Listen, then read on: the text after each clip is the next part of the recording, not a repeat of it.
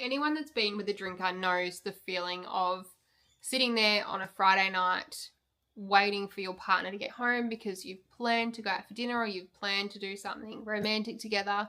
They don't show up when they're supposed to. They don't answer their phone. They don't answer their text messages because they're either at the pub or they're at a friend's house drinking and have completely pushed aside their plans with you. The first thing I want to say is please stop taking it personal. That is the biggest thing. I spent 7 years of my relationship with my now husband was spent with him in active addiction. I used to take it so personal when he wouldn't answer my calls, when he wouldn't show up. And it completely destroyed my self-worth, my self-confidence, my sense of being. I honestly felt like just the ugliest waste of space, like piece of crap, because the man that I loved didn't even want to spend time with me.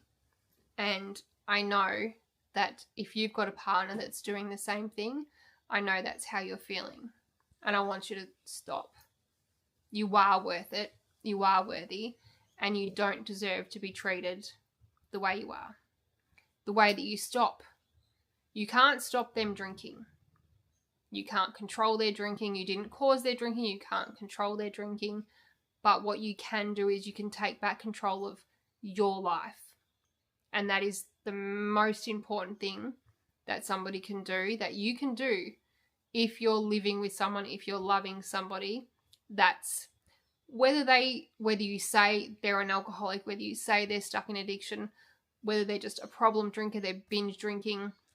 If they're letting you down, if they're not showing up in the relationship like they should, if you're not getting the same love and respect and time and effort and energy back that you are putting into the relationship, and it's making you unhappy, then it's a problem.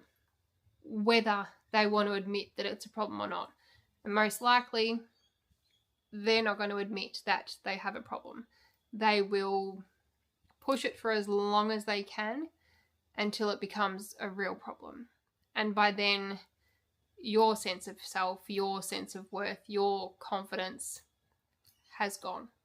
So, the first thing I want you to start doing today is take back control of your life. All that time, all that energy, all that effort that you're putting into worrying about them, trying to control them, nagging at them, pleading with them, trying to get them to wake up, trying to get them to spend time with you, trying to get them to commit to the things that they said they were going to do.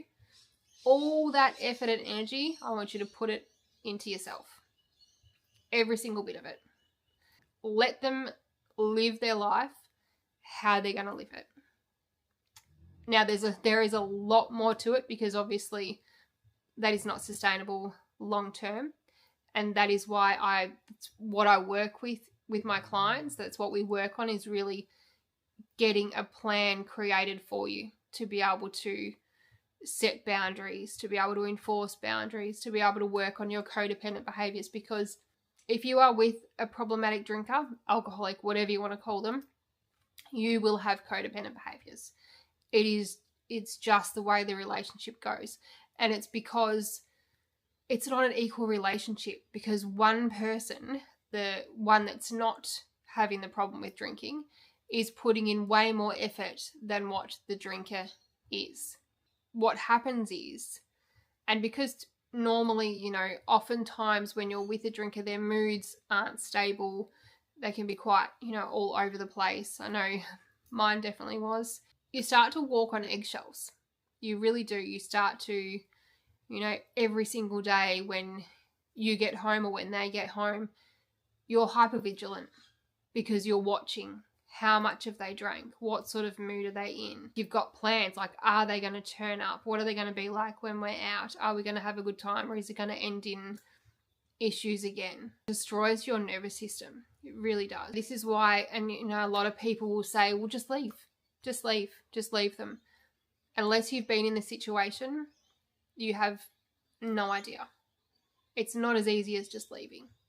When you love someone and when you still see their good sides, when you're still seeing that person you love, when they get further and further down the line of addiction, like mine did, it was very rare that I was seeing that man that I love, but I knew that he was still in there. And as long as you know they're still in there, it makes it very, very, very hard to leave. Especially if you've got children together, if you've got, a past together, if you've got history and you really do love them and you know that there is that good person in there, it makes it really, really hard to leave. It's not as simple as just walking out the door. It's really not. Especially because by being with them, living with them in that kind of relationship, in that kind of environment, your confidence is shot. Your self-esteem is barely there. So you're really relying on them to make you feel okay. And it's awful. I work with women to help to build them back up, to really build that strength back up. You look at me sitting here and let me know in the comments, tell me, do you think that I look like a confident woman? Be honest. Do I look like I'm confident? Do I look like I've got my shit together? Because if you had have looked at the version of me even 2 years ago when my partner was still in active addiction, when he was still drinking, I was a shell of this person. There's not a chance I would have shown up on camera like this. Not a chance. Not a chance. I thought I was just an absolute waste of space. And I know that's how you're probably feeling too. So I want you to know, for one, that you are not a waste of space, that you deserve love, you deserve the best, you deserve far more than the bare minimum. If you want help, you want support, you want guidance to build yourself back up, to get you to that point where you can be happy and live alongside the drinker. You can be happy. You honestly can. Whether they change or not, you can be happy.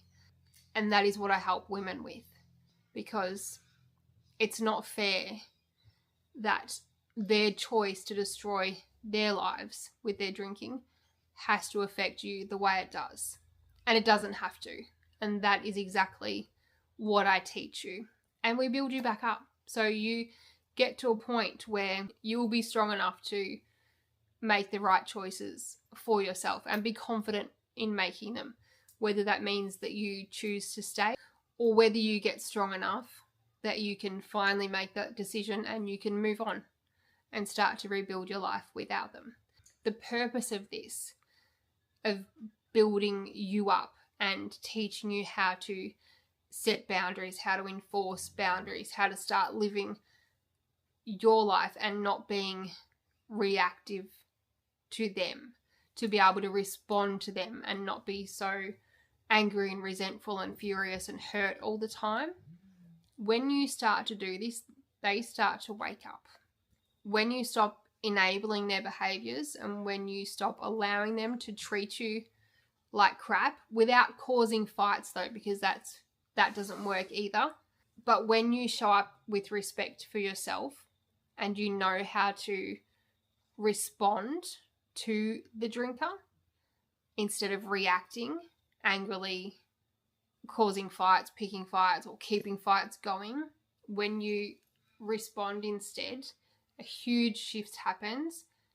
And this, from what I've seen and in my personal experience as well, is your best chance at your partner getting sober. But the way it will be going now, often they actually end up drinking more. If you're ready to take back control of your life, if you're ready to stop the constant worrying, the constant anxiety, the constant fear, the constant stress, the constant anger at them, and take back control of your life and actually start to enjoy your life alongside them. If that's what you choose, if you're choosing to stay, I can show you how to do that. Just reach out to me or go to www.rewiredrecovery.co. Let's do this. Let's get you back on track.